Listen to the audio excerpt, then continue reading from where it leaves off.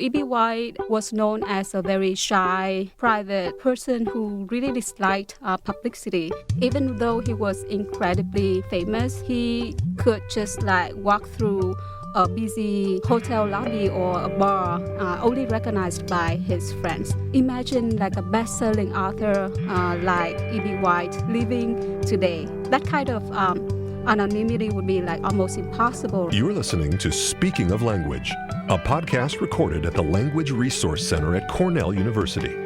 Each week, we explore a topic related to language pedagogy and language acquisition. This week on Speaking of Language. In this episode, Rosie Nguyen shares the value in her translinguistic experience writing award-winning fiction in Vietnamese, as well as researching communication, media, and digital culture in English here at Cornell. Welcome to a new episode of Speaking of Language. I'm Angelica Kramer, the director of the Language Resource Center at Cornell University. And I'm Sam Lupowitz, the LRC's media manager. We are excited to be speaking with Rosie Nguyen today, accomplished author and PhD student at Cornell. We will hear about her books, her research interests, and all about communication, media, and digital culture. Welcome to Speaking of Language, Rosie. Hello, Angelica and Sam. Thank you so much for having me here. So we are very excited that you took the time in this very cold Ithaca weather to join us. Before we talk all about the various things that you are engaged with, can you please tell us a little bit more about your background, what brought you to Cornell, and your path with languages? Sure. So I grew up in a small village in central Vietnam, and when I was born, Vietnam had just gone through a kind of economic reforms known as the Đổi Mới area.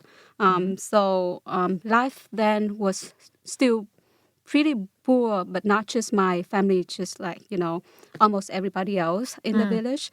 And luckily, my mom was a teacher, so she was able to borrow some books from the school library back home for me to read. So I guess that's probably the reason why I grew up being interested in books and language in general. Yeah. So I learned English when I was in middle school, but to be honest, foreign language education in rural Vietnam at the time was still weak, and I think it's still probably the same in many rural areas in Vietnam these days. So they mostly focused on grammar, not a lot on speaking. So even after I went to college, I still couldn't feel that I could speak English at all. And it wasn't until after I graduated from college and started working in a foreign company that I felt that my English improved a little bit. Mm-hmm. And at different points, I learned Japanese and Korean as well, but unfortunately, I didn't really get a chance to practice them, so I've mostly forgotten them. So right now, I use mostly Vietnamese and English, and Vietnamese is the language that I have learned to think and to write creatively in, and English is the language that I use to theorize and to conduct academic research. Well, very cool. Let's get into things. You're currently a doctoral student in the Department of Communication here at Cornell. You have some really interesting and exciting research interests: cultural production and platforms, creative labor, decolonization and communication, and media studies. I'm excited to hear about it. Tell us more about them and what led you to them. Yeah, so my dissertation project is about how book authors navigate the digital world. In order to illustrate that, I want to tell a short story. Great. Have you both read the book Charlotte's Web by E.B. Yes. White? Yeah. Yeah, so you might have known that E.B. White went to Cornell, right? He studied at Cornell.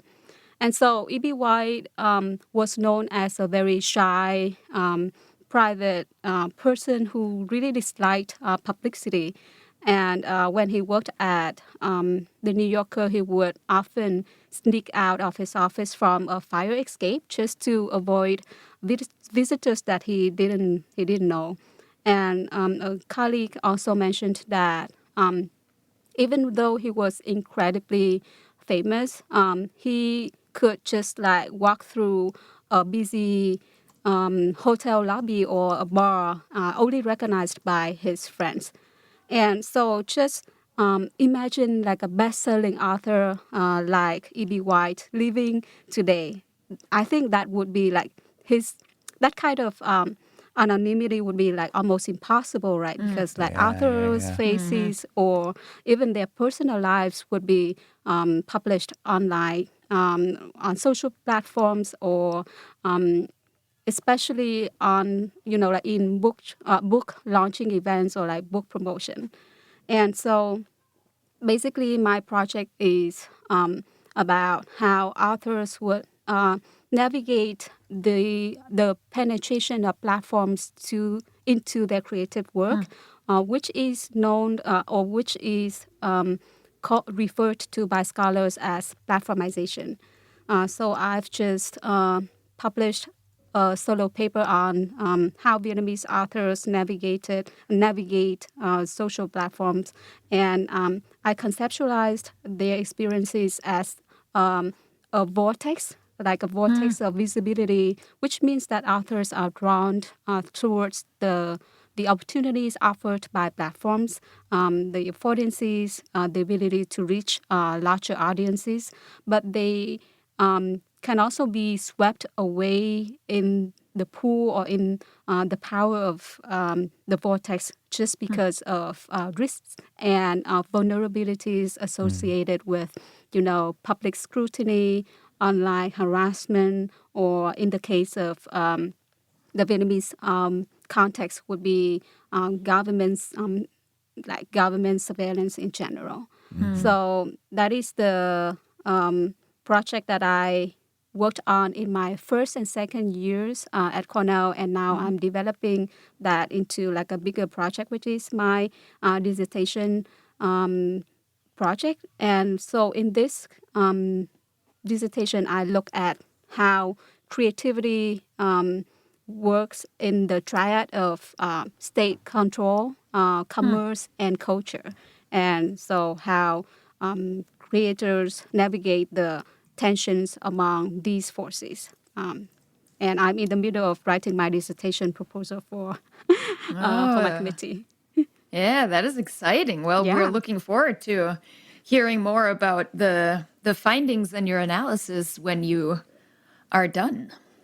Yeah, I'm excited for that work. I am really passionate about the project, and it also helps me to connect with my community back in Vietnam, with authors, and hearing their stories, hearing about how they navigate, for example, like self-censorship or like different cultural, historical specificities really inspired me to like keep going with my research, because Vietnamese cultural production in general very is largely unknown in the global media studies area, and it's surprising for me because, like, for example, in 2024, Vietnam, like the Vietnamese publishing industry printed nearly 600 million books. Oh, wow. And like in comparison, like the U.S. market produced around 700 million books, and Vietnamese Wow. population is like just a Yeah. third of the Right. American population. But Huh. yeah, so I feel like the author's experiences and voices should be heard and should be documented, because there's so many cool stories. Yeah, absolutely. So, Rosie, you are obviously a multilingual and multicultural person. What impact, from your perspective, do multilingualism and knowledge of different cultures have on your work, but also more broadly on the field of communication, on the field of publishing?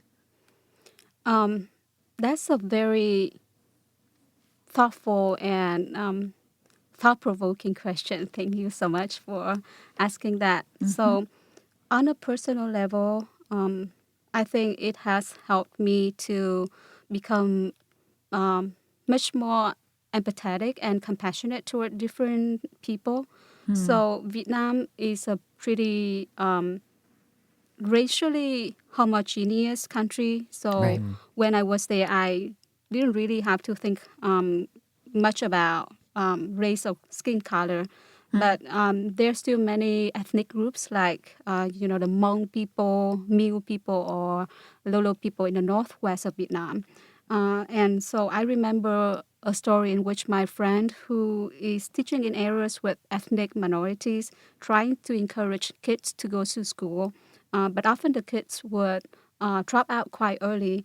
And the reason is that at home they would speak their own languages, but at school they have to speak Vietnamese, just as the official language of Right. Vietnam. And my friend told me that one time a child said to her that she didn't want to go to school because she didn't understand what the teacher said, and then she was afraid that she would be perceived as like being stupid or something. And that comment really hits me deeply because since I came to the U.S. and lived in a country that is not my own, there's so many times that I felt like stupid, because I didn't understand what people were saying, especially at the beginning of my time in the U.S. For example, like American slangs, TV shows that I have not watched, or like names of influencers, etc. So many of them.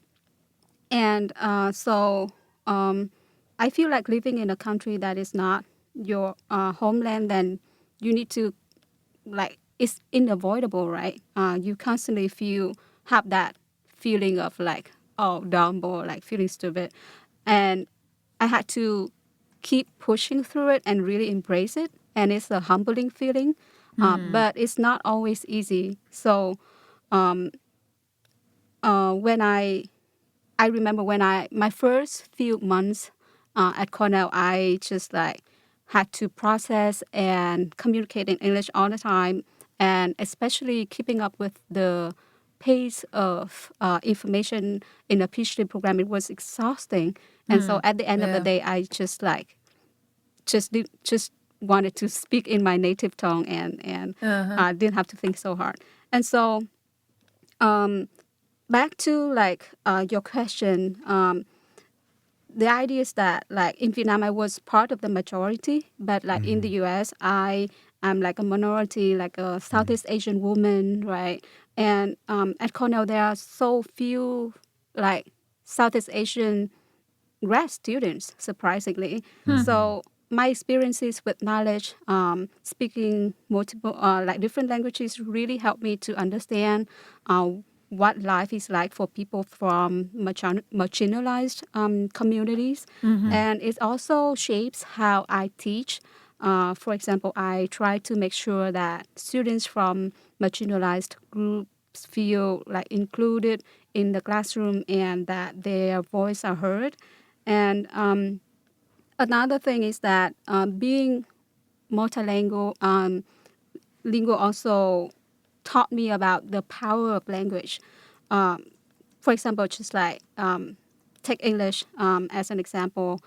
English is dominant today, not only because that is easy to learn, like it's like there are so many irregular rules that we have to memorize in English, and so it's like a history of colonization and assimilation, and in Vietnam, and I'm sure that there are other parts in the world that there's a deeply seated idea that if you speak English well, then you're considered smarter or more capable, more talented, right? So I know that there are friends of mine who are so scared of speaking English to the point that they become they just like freeze anytime that they have to speak the language.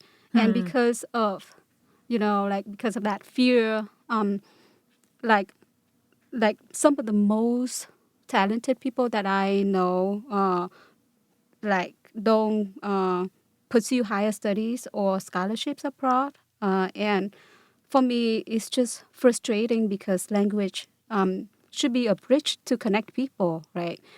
It should is supposed to connect us with each other or to like opportunities. But for some, it can be terrifying. It can be paralyzed. It can make you feel paralyzed. So that's why I am really interested in how we all can move past the idea that if someone can't express their ideas or themselves well in a foreign language, then they are considered like less sophisticated or like, not as smart. And that's why I'm like a huge fan or like a strong advocate of translanguaging in, the classroom or like translanguaging in education in general. Yeah, beautiful. So, jumping right off of that, you're also an award-winning author. You have, I believe, 6 books in Vietnamese to your name, including a #1 bestseller in Vietnam titled "How Worthwhile Is Your Youth?" Yeah, and of course, we want to know how worthwhile your youth is, but please also share your thoughts on the importance of publishing in languages other than English.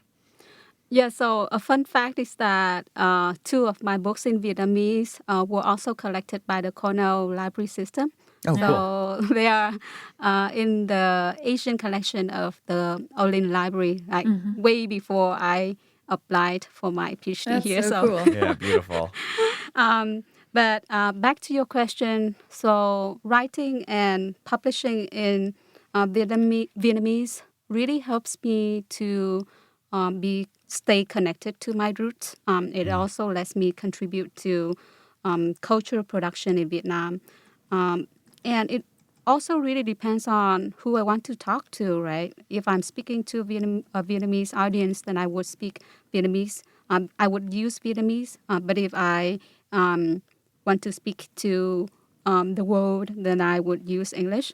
But as a researcher who is interested in decolonization, in communication, and media studies, then writing and publishing in Vietnamese also has a decolonial dimension to it. So, for example, writers like the author of Decolonizing the Mind, I'm not sure if I even like pronounce his name right, so forgive me. Like his name is Nguyen Wathiongo. So he is a Kenyan writer, and he has published extensively in English and also in his native language. And he has talked extensively about how important it is to write in your native language. And it's a way to push back against the imperialism of English. But it's also a type of cultural survival, through education, through art, through language, music, and dancing in general. And so right now I'm sadly like putting my creative writing in Vietnamese aside Sure. because I'm working on my A exam, but Yeah. I'm hoping to get back to it very soon. You are the recipient of a Telluride Association scholarship here at Cornell. Tell us more about this association, what the scholarship allows you to do, and the Telluride things that are happening on campus and elsewhere in the States. Sure. So Telluride is an independent organization that offers scholarships to undergrad and grad students here at Cornell. And it includes free room and board for around $30,000 per year up to 5 years. So they even have chefs that cook like meals daily for you, which is pretty fancy. Yeah. So I feel really honored to have received this scholarship, and this is actually my second semester at the house. And surprisingly, not a lot of students at Cornell know about Telluride. And I only found out about the house from a housemate in a co-op that I used to live in. He had applied to the house before and he didn't get in, so he encouraged me to apply for it. Just a little bit more about Telluride. The community is built around three key pillars: intellectual inquiry, community living, and democratic self-governance. So, if you know about the concept of a co-op, so it works in a very similar way, and I have lived in 4 or 5 different co-ops. But here I think of Telluride as like a kind of a common house for leaders. So it is very cool. I have met fantastic people here, like very talented, thoughtful, energetic people. But the community also reflects some of the challenges that the American society is facing. So to be honest, it can get intense or messy at times. But genuinely, I think that is a huge opportunity for Cornell grad and undergrad students. So I strongly encourage anyone interested to apply for it. And so this past January, I just helped a faculty fellow at the house to run a winter program at Telluride.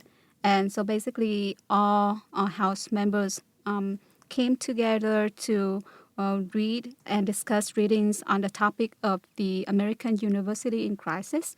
So we looked at the history of American universities, the explosion or expansion of American universities in the 50s, 60s. And then we also looked at students, social movements or social protests associated with, the university and challenges that American higher education is facing right now. And I was also recently elected to be one of the members of the House Advisory Committee, which basically oversees the overall responsibilities. I'm very excited with the role, but I'm also a little nervous about how it will go because it's gonna be a busy semester for me with the A exam. For sure. My projects and the new role. Yeah, well, we know how busy you are with everything you're up to, your dissertation research and everything you just talked about. Are there any other projects in the works you'd like to share with us? So I'm mostly focusing on my dissertation project, but I'm also working on a couple of other projects. So I've just finished writing a paper with my advisor on creator burnout, mental health and burnout among social media content creators. And wow. I'm very excited for that. And hopefully we'll get to have it published soon. Yeah, that's awesome. Rosie, where can our listeners learn more about you and all the wonderful work that you are doing? So I have a Facebook page. I know it sounds like grammars, but Facebook is where most of the Vietnamese people are, and most of my readers are. So if anyone interested in connecting with me, just type Rosie Nguyen and my page would appear. I also have a Goodreads author profile that people can look at, and it lists all of my published books. Excellent. And we can list both of those in our show notes. Thank you so much. Yeah, you're so welcome. Thank you. We've had such a great time hearing about everything you're working on and learning more about you. But before we sign off, we'd like to ask you for a word in a language you love or maybe are learning, want to learn, that makes you feel inspired. What's that word for you? Oh, the word that I would like to share is thương in Vietnamese. So the spelling is Thuong, and it doesn't really have an equivalence in English, but the closest meaning is love. But when I tell someone that I thương them, it doesn't mean like that I love them romantically or something, but it's like a combination of love, compassion, empathy, and like feeling related to the person in a human way. Yeah, so it feels comforting when somebody tells me that, oh, tôi thương bạn, I thương you, or thương quá, which means so like just wanna send them like a warm embrace. So that what it feels like when I hear that word. That's wonderful. Yeah, beautiful. Well, Rosie, we wish you all the best for this very busy semester ahead here, for your dissertation work, for all the other publishing projects that you have going on, and we can't wait to hear where this path will take you. But for now, thank you so much for speaking of language with us today.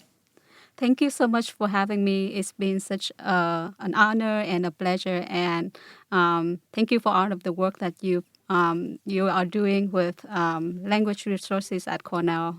I know personally my friends who are benefiting from the work that you are doing here at the center. That's lovely.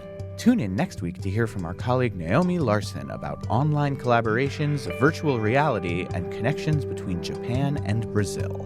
Until then, Auf Wiederhören. The Language Resource Center is located on the ground floor of Stimson Hall on Cornell's main campus in Ithaca, New York. Check us out on the web at lrc.cornell.edu. and follow Cornell LRC on Facebook, Instagram, and Blue Sky. Speaking of Language is produced by Angelika Kramer and Sam Lupowitz. Recorded by Sam Lupowitz. Original music by Sam Lupowitz, Dan Gable, and Joe Gibson. Thanks also to the College of Arts and Sciences at Cornell University. As a reminder, the ideas and opinions expressed on this podcast do not reflect those of the College of Arts and Sciences or any other official entity of Cornell University. We thank our listeners, and do stay tuned for our next episode.